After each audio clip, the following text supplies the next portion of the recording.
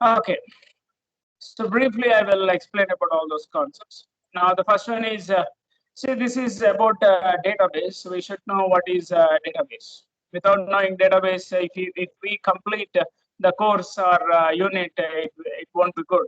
So let us consider what is database. A database is a collection of data. Database is collection of data, and that too it is in an organized manner. We will organize the data in the form of tables. In each table we will organize the data in the form of rows and columns, and of course there are so many standards as well as techniques as well as algorithms, data structures which are used to store the database, and we store the database in order to manipulate it very easily, use it, access it very easily. When we store our data in the form of a normal file system, it will be very difficult to access as well as to manipulate the data. Whereas when you use uh, a database, it will be very easy to access the data which is maintained in DBM database. Of course, database is a collection of data, and this database will be maintained, otherwise created, manipulated by the help of a special software. We call that one as database management system, DBMS. Okay, so we see generally two things. One is main thing is DBMS, and within the DBMS we will be creating database. We will be placing data within the database. Okay, so that is what this diagram tells about. Okay, the combination of those two, database and database management system, those two will be considered as a database system. Okay, so that is what a rough idea about database. And of course, there are so many database DBMS. There are so many DBMS in terms of software. Okay, Oracle, MySQL, Postgres, SQL Server, Microsoft SQL Server, MS Access. In MS Microsoft Office, we see MS Access, and similarly in mobile, in Android mobiles or in iOS, we will be using a special type of DBMS like SQLite and recent one MongoDB, IBM DB2. All these are the softwares which we use for maintenance and manipulation of database. Okay, these are all from different companies, different vendors, and all those will do a same or similar kind of job. Okay, and generally what happens, for suppose in real time, what happens is there will be a program that with that program generally a user will interact. Okay, for suppose here in this diagram, if we see client is nothing but the person who is interacting with our not only the person who is interacting with our application. It can be a software in the at the user end. We can call that one as client. And from the client, for suppose if you look at Gmail, in Gmail we will be registering in Gmail. We'll be registering in Gmail for email account. While registering, we will be entering some data, and that data will be stored in DBMS in the form of database. Okay, so user will enter his details in his computer or laptop or mobile, and that particular computer or laptop or mobile will be considered as client, and that client will send request to the server. Now server will take that data, and they will store the data in the form of DBMS within in the form of database within DBMS. Okay, that is what happens in real time. So in real time, whenever you look at the data, 99% the data will be stored in a database that will be managed by DBMS. Wherever you see data, there will be DBMS in the background in real-time applications. Okay, so as I have explained, in database there will be series of tables, and in each table there will be rows and columns, and we can access, manage, and we can perform all the operations very easily when it is organized, when it is in the form of a database. And then another point is we have SQL. SQL is nothing but structured query language. It is a language which is used to interact with the database which is maintained within a DBMS. Okay, for suppose if you want to create a database, you write a query in SQL. If you want to create a table within the database, again another query you will write in SQL. If you want to insert the data, another query you will be writing in SQL. Like that, SQL is used to manipulate or access the database by using DBMS. That is one of the important thing what we generally use in DBMS regarding database. Okay, and then we have gone through one small example. That's nothing but it shows. Excuse me. It shows the table, a data table, and over there when you observe the concept, here there is a table with the name students. Okay, so we call the table name table as relation also. We call table as relation. These are the important points. We have table. That table generally referred, otherwise technically referred as a relation. And in a table there will be collection of rows. Again, those collection, I mean that row, one row is also referred as a record. Otherwise, it is also referred as a tuple. Okay, and one column, if you see, one column in one column, we will store the details about one attribute. Okay, so we call column also as attribute, otherwise as field. So table is also called as relation. Row is also called as tuple or a record. Column is also called as attribute or field.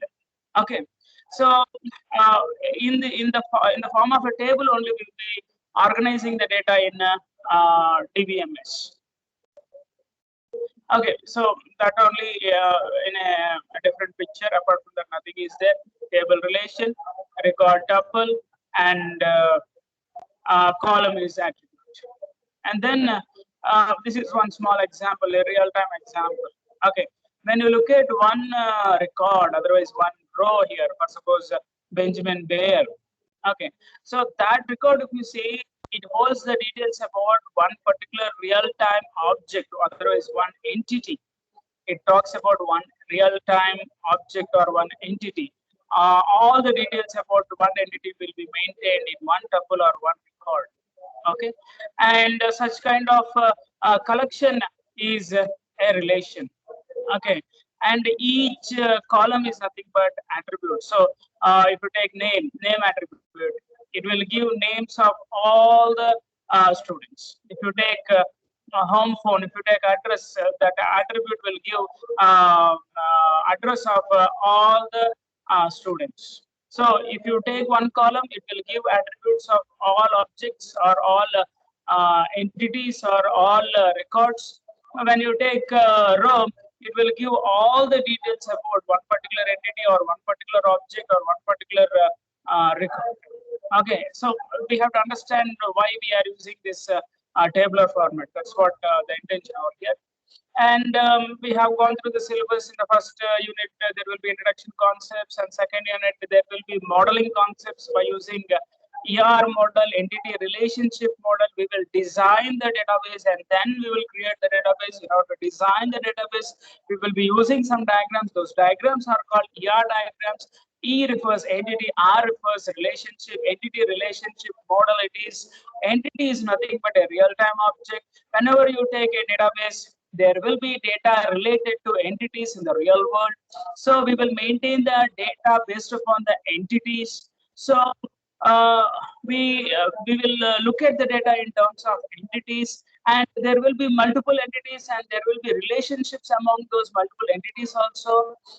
Everything can be depicted by using diagrams, and those diagrams are called ER diagrams, and that model is called entity relationship model. In the third unit, we will discuss mainly the queries which generally we write in a DBMS for accessing the database.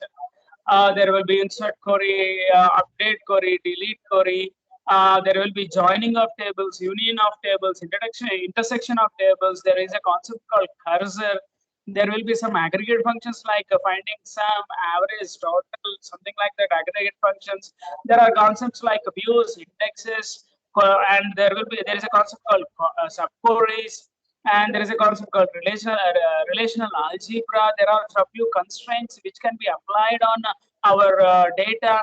For suppose if you are giving a roll number, that roll number should not be repeated. For suppose if you use a roll number for one student, that roll number should not be used for other student. Okay, so for that you can specify a constraint, like the different types of constraints are there. All those things will be discussed over here. Okay, that is about the language, mainly SQL. Okay, how to do that one? This one in terms of SQL practical approach will come over here. Of course, we don't have lab for this subject, but I will explain all those concepts practically in this unit. And the next one is normalization. There are certain rules to be followed whenever you are creating a database. Otherwise, whenever you are designing a DBMS, which will manipulate database. Okay, so those are called normalization rules. Otherwise normal forms. Okay, that those details, normalization details, how standardly we have to maintain the database, how standardly we have to maintain the DBMS, what are the concepts behind that. Those things we will discuss in the 4th unit, and in the 5th unit we will be dealing with the transactions.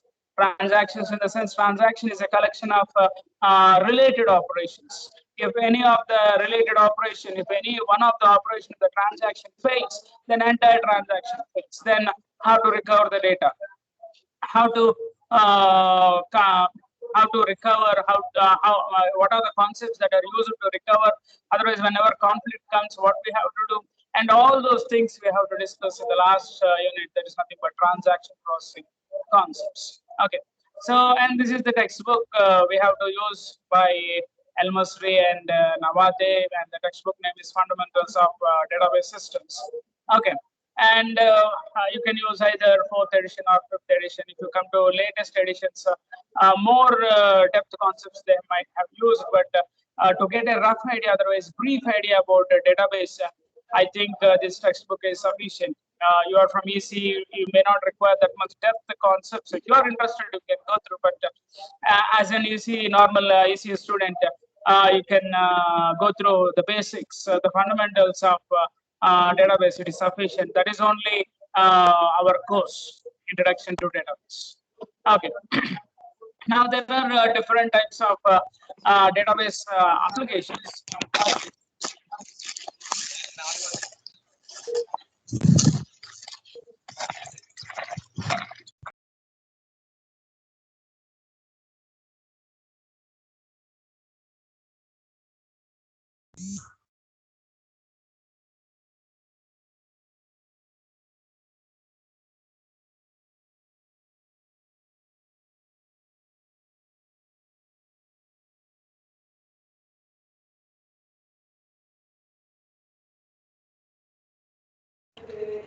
Sir, you are on mute, sir.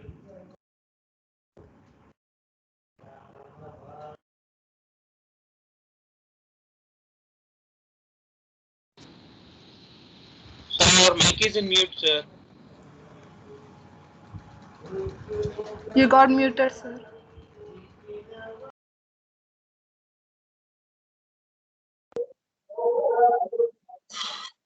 Is it audible now? Yes, sir. Am I audible? Yes, sir. Okay, thank you. I heard some disturbance. That's why I muted all. In the process, I myself also. Okay. Now, okay. So we are discussing applications, types of databases as well as applications. Earlier, there was only text or some numerics within the database, within as data. But nowadays, we are using multimedia. That's nothing but pictures, audio, even video. For suppose if you take YouTube has to maintain database. Within their database, they have to store the details in terms of video, the data, the information in the form of video. So that is what multimedia, and nowadays satellites are playing a major role, and a lot of information deals with satellites, otherwise locations or geographic information that also stored in database. And there is a concept called data warehouses, there's nothing but large amount of data will be stored at one particular place. For that also we will be using database and database applications, and some real time as well as some other many applications. I think you can understand all those things. And this slide talks about the terms related to database and the things what we use, otherwise what we have discussed till now. I have explained about all these things, but these are all definitions, that's it. Okay, so you can go through those and you can understand those concepts. And then a simplified database environment. If you see a database environment, generally it looks like this. Okay, we will be storing our, if you come from bottom, if we come from bottom of this picture, if we will store our data in the form of a database. Okay, generally in a picture, if you want to depict data or database, we have to draw a cylinder. So those two cylinders are nothing but those two represent the database. Okay, and that database will be interacted by some programs, otherwise operated, accessed by programs. Okay, software to access that particular stored data. Okay, one step up. Okay, and where is that software? That software will be in DBMS. So DBMS will maintain the database. So you have to get the difference between database and DBMS. Database is the data in the form of tables and columns. DBMS is a software which will help us to create database and to put the data within the database and to manipulate that particular data. For that particular purpose, we'll be using DBMS. In that DBMS, there will be so many softwares or programs, and in those programs, one category of programs will be used to access the data which is stored in a database. And the data will be stored within our storage devices, generally hard disk. Okay, and when you move a little bit up, generally as an user we will be giving queries. That query should be processed first. Okay, and then it will identify what this query is asking. In query we will ask something. I want this, I want that. Otherwise you do this. Insert data, update data, delete data, everything in the form of queries. Okay, so that query should be processed by a few programs, and then it has to execute some other programs to access the data. That's why here are 2 steps. So software to process queries are programs. That's nothing but an user like me can open a computer, can authenticate myself and type the query directly, manually. Otherwise, programs like Gmail or user registration, that program will get the details from the user, and that program will interact with the DBMS, and now that the DBMS will interact with the database and provide the details to it. Okay, so a program can also access the database. Okay, so program in Java, you can write a program in Java. In that you can write some code related to accessing the data. Okay, and that code, when you execute that program, that particular code will interact with the database. So and normal user can interact with the database. Otherwise, a program can interact with the database. That is what at the top level there will be application programs. Okay, if you move a little bit up, that's nothing but users are programs. A direct user, otherwise program. Okay, a user with the help of application program can interact with the database, like that. So that is the entire environment of our database system. Okay, and then there are functionalities. Okay, so there's nothing but these things are important. What we do with database, those are the points here. We create the database, we create the tables. Otherwise, we define the database, we define the table, and then we will create the database and tables, and then we enter some data, initial data. Afterwards, we will manipulate the database by using insert, update, delete, select. Okay, so those are the manipulations: retrieval, select, query, retrieval, modification, insert, delete, update, accessing through web applications, like that. These are different ways of functioning this database. In DBMS, these are all the typical functionalities. Okay, and so many other features are also there. Suppose it will not allow unauthorized access, Okay, and it will provide us presentation, visualization, and like that. A few functionalities are there. We discussed on this. That is about functionalities, and then one small example. One small example for database. For suppose in the textbook they have given one example that nothing but mini world. Mini world is one database.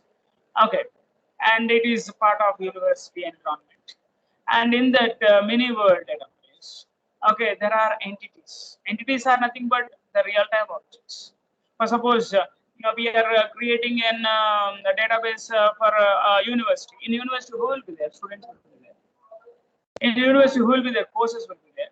So we will not simply collect the data just like that. We will consider who is generating that data. Otherwise, for whom we need the data, like that we will think. Means what? The object. We focus on the object. That is what object oriented. Okay, so we focus on the entity. Entity is nothing but a real-time object. So student is an entity. So student-related information should be maintained in database. Course is another entity. So course-related information should be stored. Similarly, sections like that, instructor, so many things. For example, in this, they have given like this. In a normal university, in any kind of university or college, we require these entities. There will be these entities. And then there will be relationships among the entities. So, for suppose section are of specific courses. Means what? One course will be there, for that course section will be there. Okay, so section will come from course. So there is a relationship. Similarly, if you sections will be taken by students. Okay, that is one relation. Okay, then for one course there will be another course as prerequisite. Okay, so that is nothing but we create a table. Within the table we put the data related to these entities.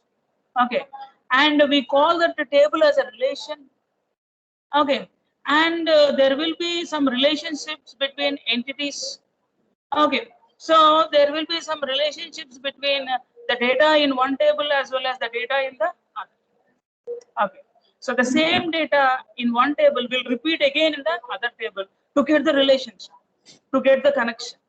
Okay, so that is what in a database we see. We see entities, we see relationships among entities. So one small example, for suppose there are relations, course, section, grade report. For suppose if you take course, in the course, all the details related to course is present. Okay, in that you can find course number, the first table, course number. Okay, the same course number is repeated in section, because when you go for section, you have to tell about which course.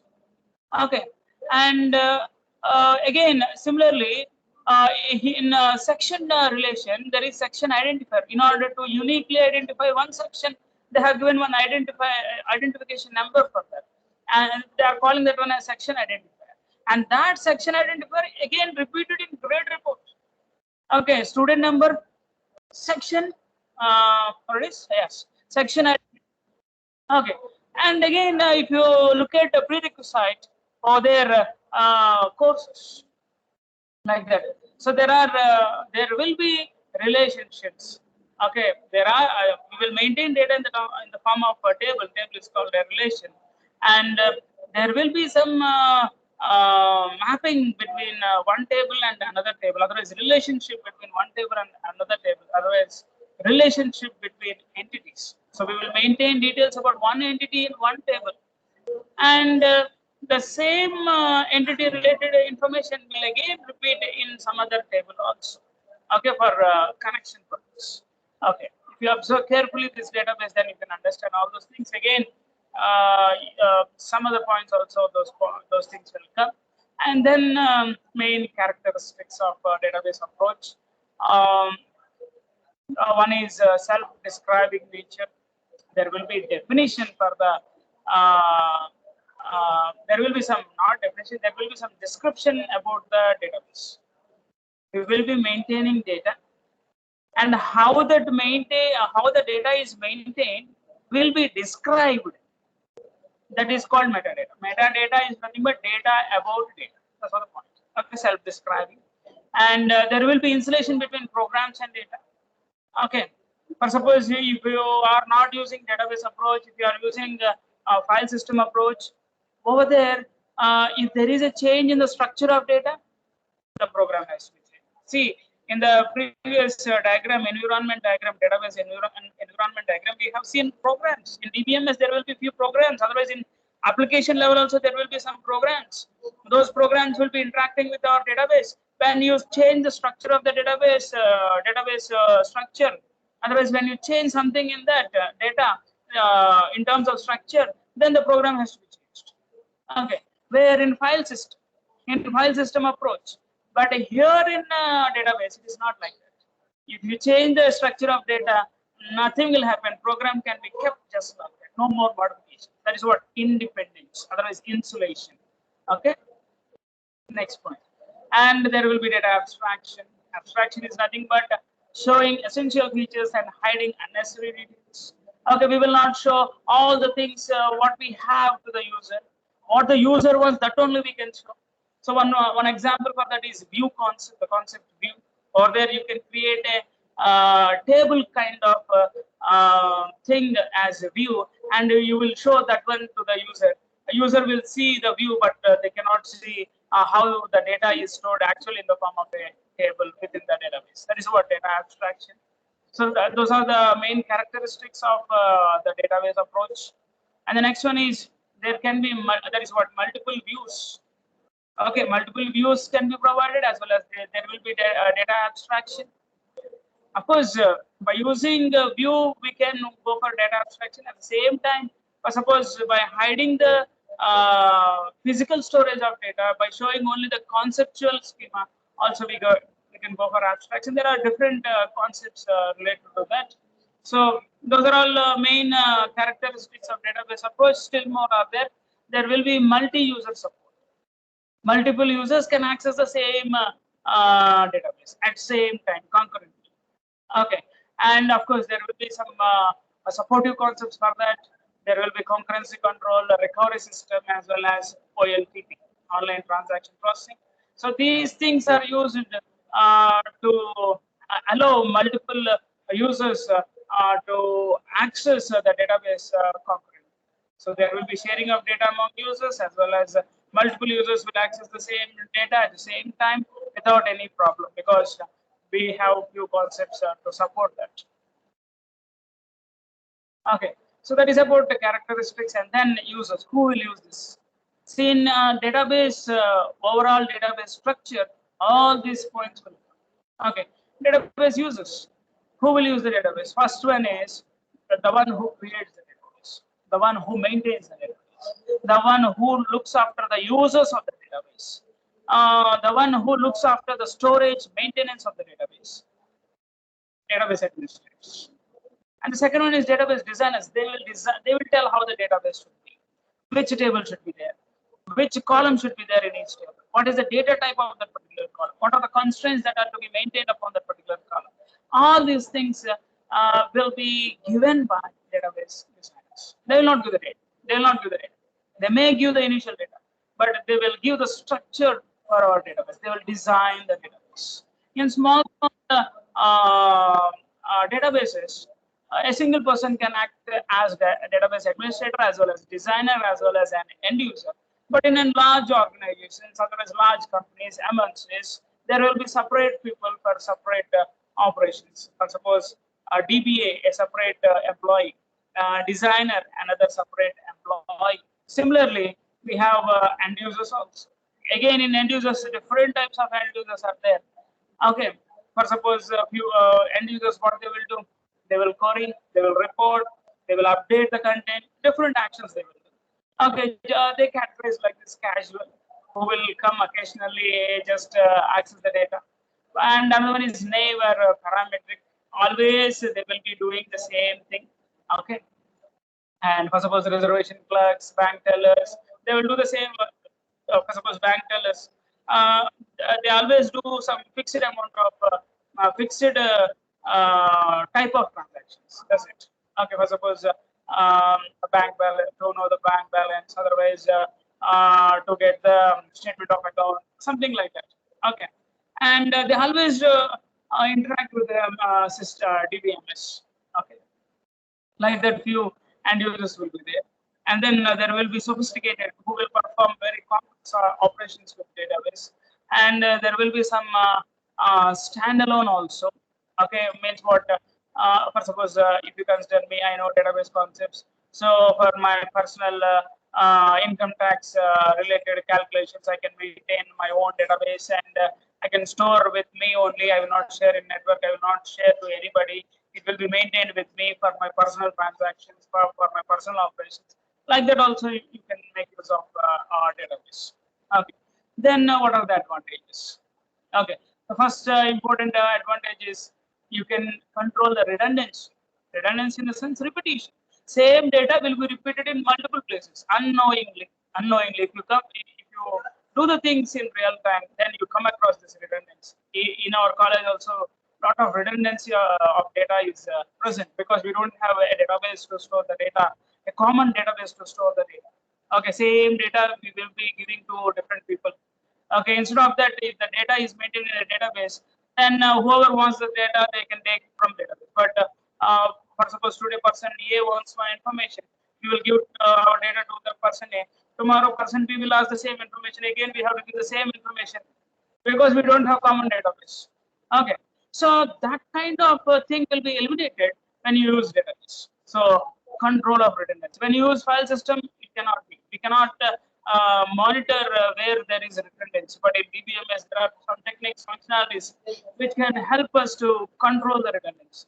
And then there will be sharing of data among multiple users. Those are all advantages because if multiple users are able to access the same database at the same time, then really it is an advantage because somebody is not waiting because I'm working on that. Okay, I will work at the same time. That person, some other person also can work simultaneously. So that is also an advantage. And then there will be restricted, unauthorized access. So there will be authentication, identification of the user who is using my database. Okay, and there will be authorization. We will authorize only few people to access some part of database, another few people to access some other database. If other people wants to access my database, they are not authorized, so that can be restricted very easily in a database system, otherwise database approach. And then there will be permanent storage, persistent storage for program objects, and there will be structures in terms of storage. And there is a concept called backup and recovery. For suppose if the data is lost, you can get that from backup. And it provides multiple interfaces for different classes of users. Okay, so for one class of user, one type of interface, another class of user, another type of interface, like that, multiple interfaces it is providing, and it can represent very easily complex relationships also. And there will be enforcing of integrity constraints. Nothing but example, roll number should not be repeated. Okay, if you take file system out there, you have to write a program. That program has to check whether the roll number is repeating or not. But in database, it is not like that. It will take care. If you try to give the same roll number for another student, it will not allow. Okay, so that is about constraints. And if you look at some additional implications of using the database approach, so it has the potential to enforce the standards. If there is a standard, then we can maintain the things. We can perform the operations very easily. If there are no standards, if everybody is doing on their own in a different manner, then it is very difficult to perform certain operations. Okay, so enforcement of a standard is present in this database approach, and because of this database, application developers, for suppose I'm creating one application in Java. In that application, I need to access database. Okay, so database is supported by DBMS, and everything will be taken care of DBMS related to database. So that application programmer no need to think about how to store database. I mean, all those internal things, depth concepts, no need to think. They will simply store the data very easily in the database with the help of DBMS. So application programming development and its life cycle also become easier, as well as its time is reduced. The time to develop a program has been reduced because of database approach. And then we can change data structures very easily. Data structure in the sense way of storing the data within the storage device. You can use different data structures. Okay, data structures are nothing but what you have studied in data structures concept like linked list, stack, queue, heap, tree, and not only those, so many new advancements are still coming in data structures. The latest data structures are used by DBMS, and because of a new kind of data in future, a new kind of data structure may evolve in the future, and that can be incorporated very easily within our DBMS, without changing all the other existing things. Okay, that is what the advantage and availability of current information. If you reserve a ticket now, instantly it will be reflected in the database instantly currently. So the other guy can get very easily which seat is reserved, which seat is unreserved. There will not be any conflicts. Okay, current information is available. Okay, with the help of database approach.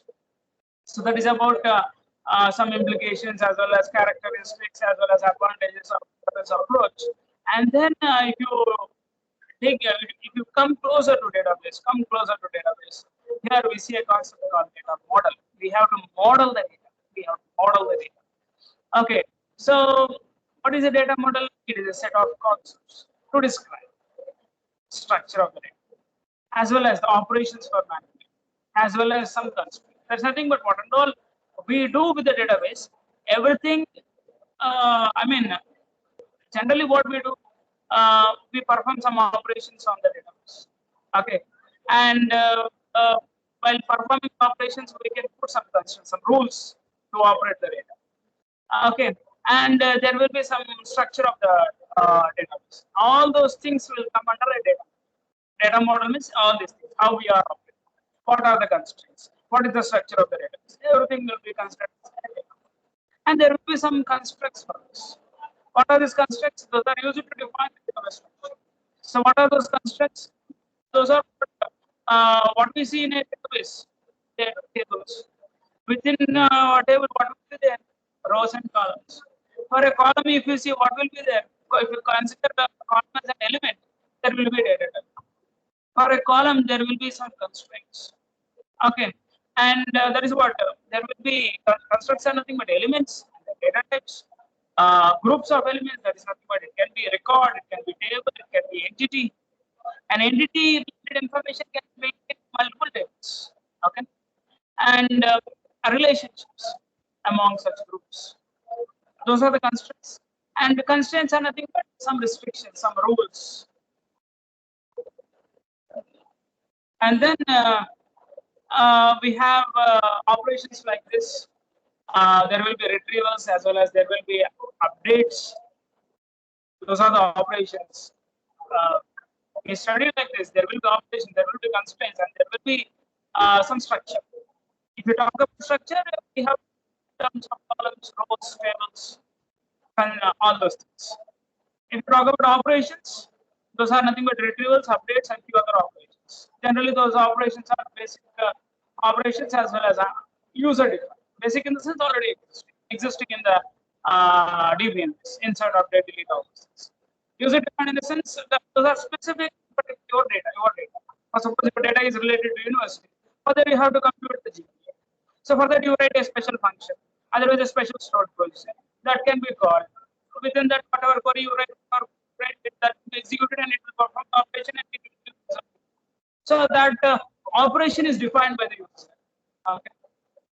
Then different categories of data. Categories conceptual. And we can simply remember like this: high level, low level, as well as some middle level. Okay.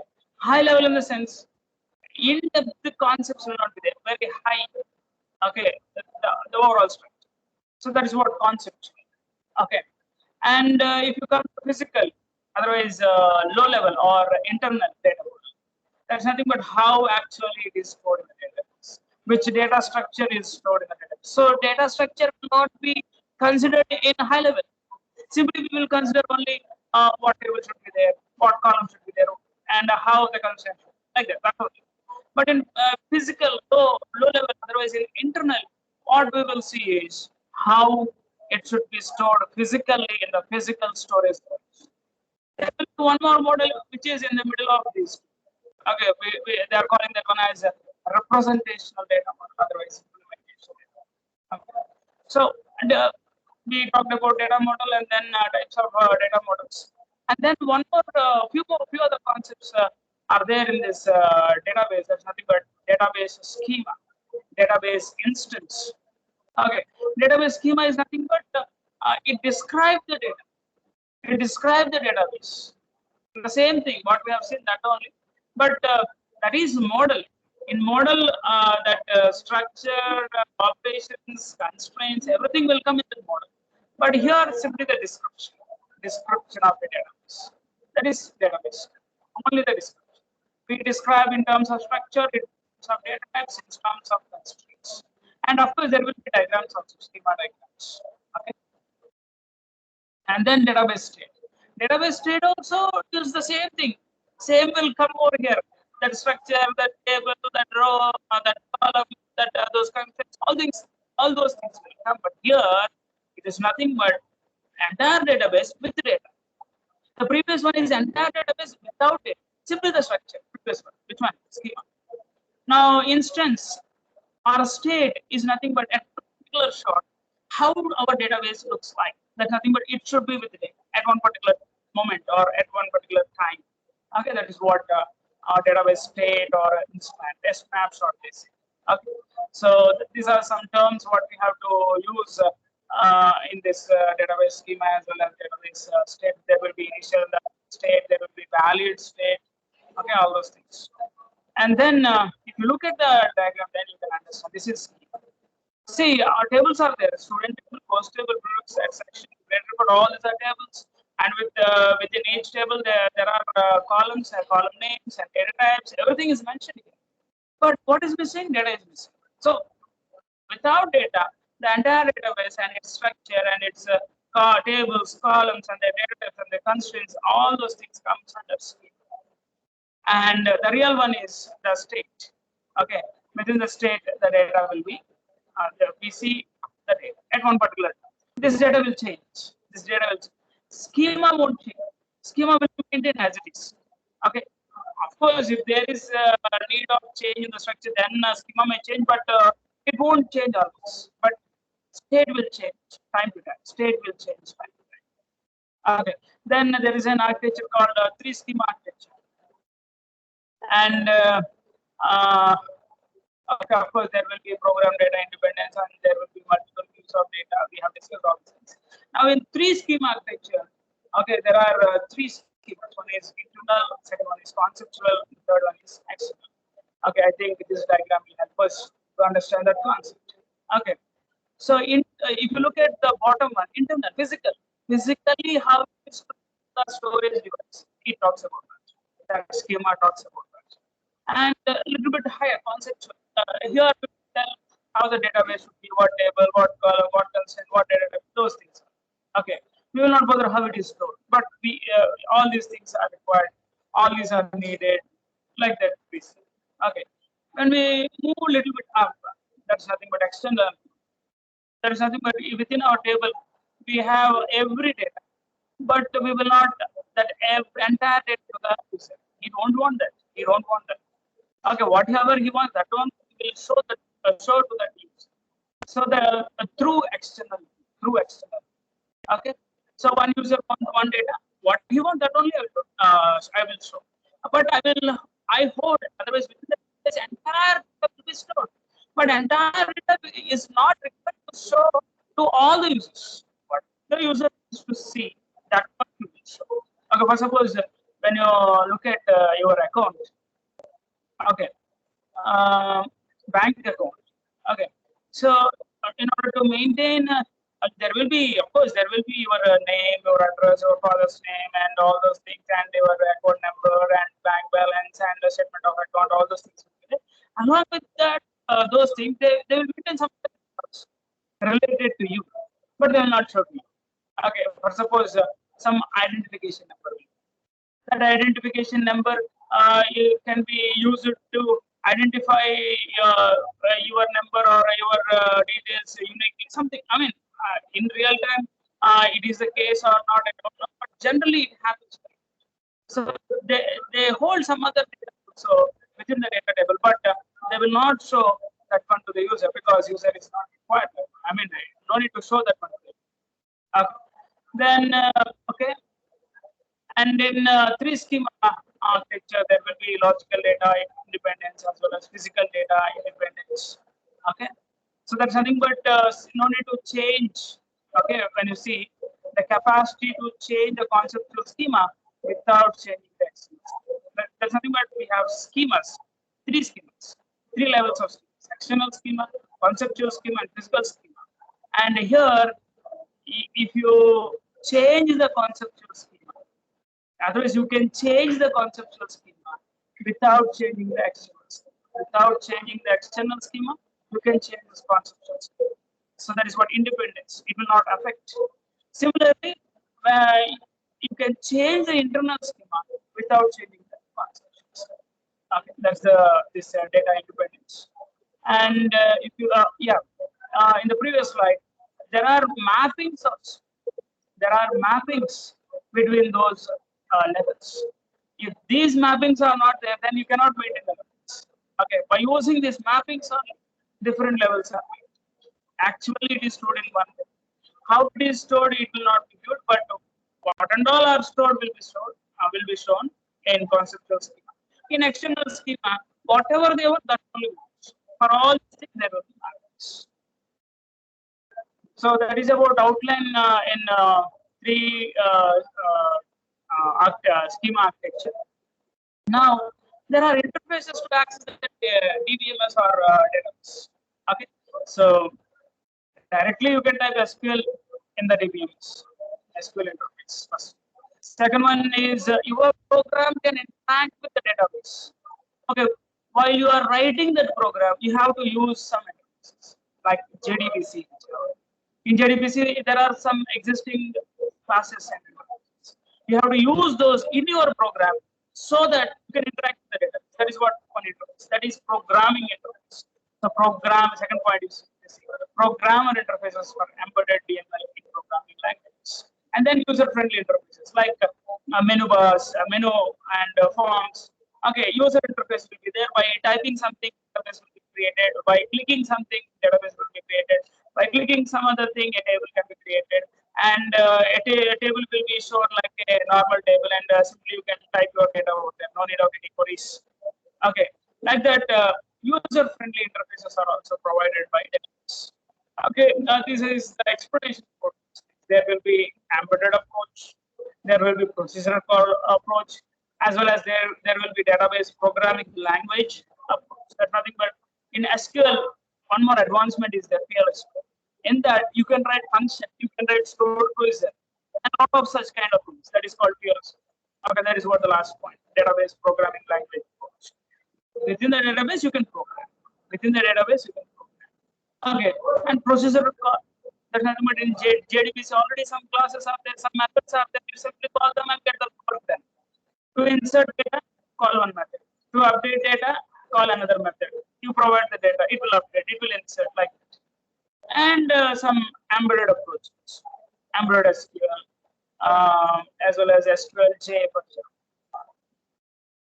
User-friendly DBMS, but menu, forms, graphics. Even in some databases, if you type in English a paragraph, whatever you want to do with the database, it will convert that one into query and it will perform the job.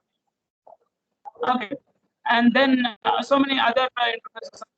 Speech is there, the browser interface is there, parametric interface is there, like the bank tellers. Okay, and there are a few other interfaces for user interfaces for database administrator, also for creation of accounts, granting authorizations, and some other system parameters, as well as changing the schemas, access paths. These are all the job of administrators. So there are few interfaces from this. And at SQL, in SQL, we will perform so many operations into languages. One is DDL. So many are there. Two important things are DDL and DM. DDL refers to definition, data definition. That's nothing but creating a table. Will come under DDL. So over there, we create a table and we will define the table. Which column should be there? What is the name of the column? What is the data type of the column? What is the constraint of the column? We will define by using DDL. Example is create. Not only create, so many other queries are also there. We will see the third image. And then DML update, insert, delete, all these things, all these queries will come under data manipulation language. Okay. So those things are explained in this. Okay, DDL will be taken care by DDL.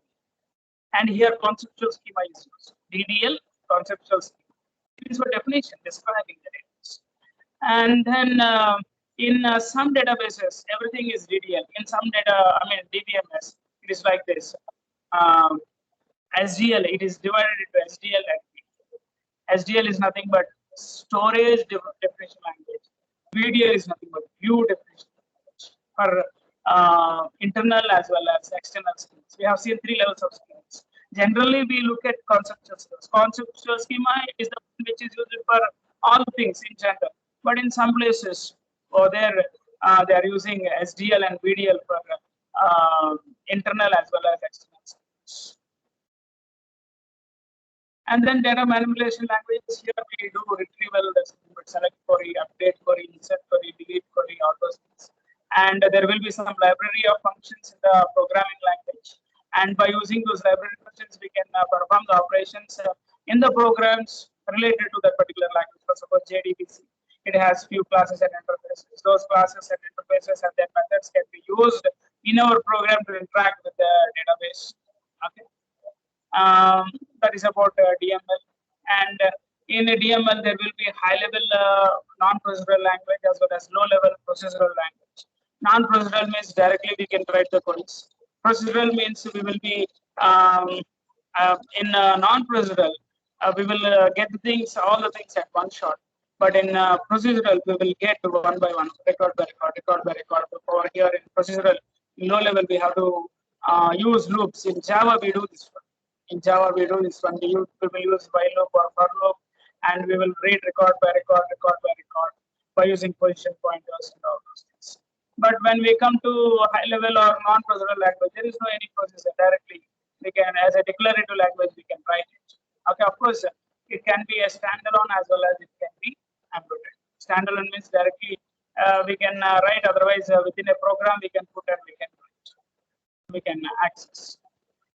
Okay.